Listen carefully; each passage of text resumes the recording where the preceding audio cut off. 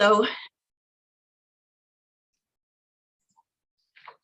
so tomorrow night, I'm going to celebrate, believe it or not, my very first Seder dinner with my future daughter-in-law and her family. Ben and Becca are getting married in October, and the presider at their wedding will be a rabbi. And if they have children, they will probably be raised in the Jewish faith, something that Larry and I have absolutely no problem with. However, far too many Christians do have problems with Jewish people and their faith, as attacks against synagogues and cemeteries so unfortunately prove. So when I was writing the homily, I went to Jose Pagola, who is the author of the book that a group of us have been reading, and I wanted to look for something different to use in the homily. And very surprisingly, it seemed to me that he was trying to extricate Christianity from its Jewish roots. And maybe that's just me seeing it that way. But he wrote that the Holy Thursday meal was not a Seder. It was just a special meal. And I thought to myself, so poor people getting ready for the Sabbath have enough time and money to have a special meal thrown in before or after or whatever, what was happening. So I have to say that I disagree with Jose. I think that the Last Supper was indeed a Seder meal, because otherwise, to me anyway, the story doesn't make any sense. So because it was a holiday meal, Jesus would not have attended the dinner with just 12 guys, because it was a family dinner like Christmas or Thanksgiving, joyously anticipated and joyously consumed.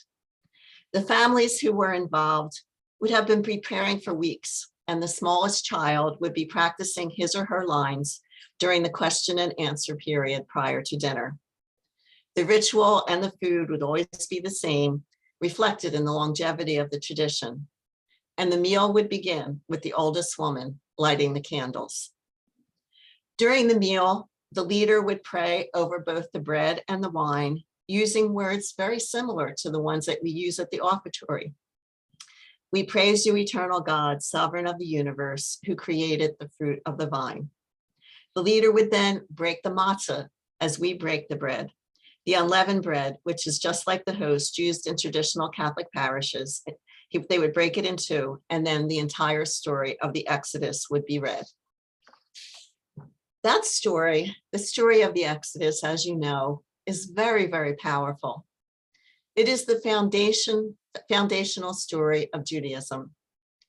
The ancient Hebrews believed that God saw their people laboring as slaves in the land of Egypt, ruled by an all-powerful Pharaoh, who turns out not to be quite so powerful once God gets a hold of him. By the powerful hand of Yahweh, the divine rescues the people and leads them to freedom. This theme is the very reason why the Last Supper is set in the context of the Passover. Jesus, like Moses, was destined to be a great liberator.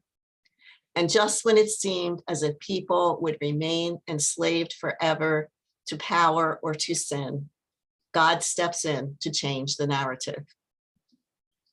The Jews and the early Christians were not the only ones who recognized the power of the Exodus story. Enslaved Black Americans incorporated that story into their narrative of freedom. Go Down Moses is an Exodus spiritual. The great American hero, Harriet Tubman, was called Moses.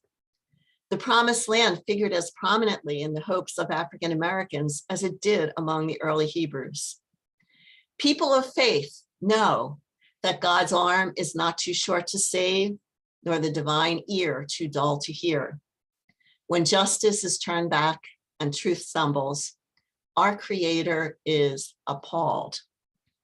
The God who saves has given all of us the armor of righteousness, the helmet of salvation, and the shield of faith, which reminds us that things are not supposed to be this way. And with divine help, we can change it. However, freedom was not a cakewalk for either the ancient Hebrews or for Black Americans. Even in the face of 10 terrible plagues, Pharaoh's face remained set like flint against releasing the slaves who provided so much free labor and wealth to the nation of Egypt. Even after his son's death made him relent, and he finally did set the Hebrews free, the benefits of slavery made Pharaoh reconsider, and he set off to capture and enslave them again. We should not, however, see this story as a short story compressed into a short amount of time, like a week or a month. But we should see it instead as a saga, like the story of Black Americans whose long march to freedom lasted a century after they were freed, and whose way even now remains fraught with peril and missteps. The arc of the universe remains a long and winding road, even if it does point to justice. The male and female followers of Jesus who sat at the Seder table, listening to a story that promised liberation through the mighty actions of Yahweh, did not rise in grand style from the table, crowned with mitres and wearing the vestments of bishops. They were not entrusted with what later became the Eucharist. They were not ordained priests, because Jesus only knew one priest, the high priest in Jerusalem, and he was a traitor. So Jesus would not want his followers to emulate him. Instead, Jesus gave them the directive to wash each other's feet. And it was only here that the Seder ritual was changed. Peter's words probably expressed their collective discomfiture with the act. It must have blown them all away, and it still blows Christians away even today. Although the meal probably ended the way all holiday meals did, the next 3 days must have been a nightmare for the friends of Jesus.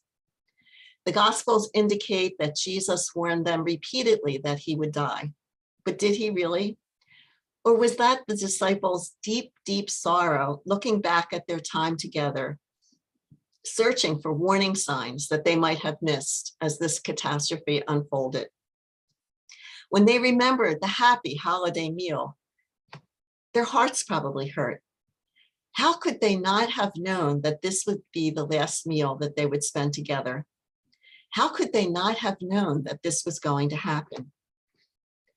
And so they decided to remember Jesus with fondness, pain, and pathos in the context of the last meal they ate with him, a holy holiday meal that marked freedom and joy.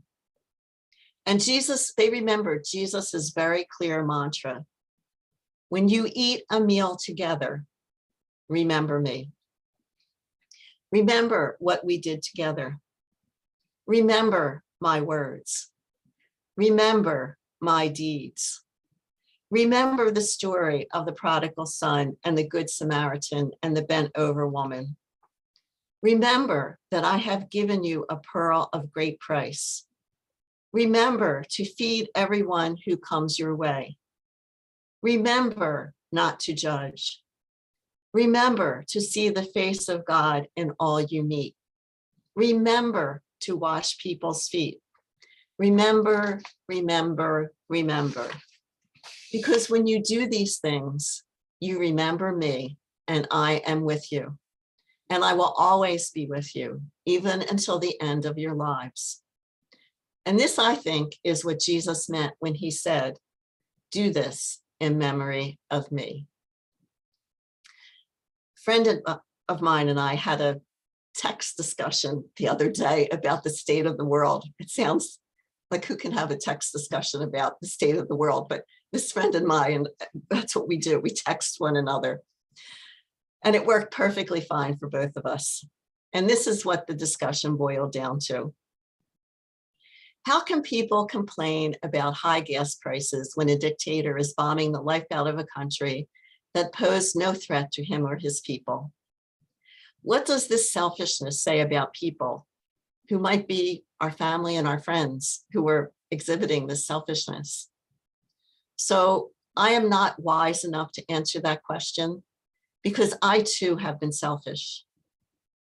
But what I do know is that the ancient Hebrews and Black Americans faced a horrific world for generations, until they were, after decades and centuries of unending toil, until they were able to slough off the burdens imposed by slavery.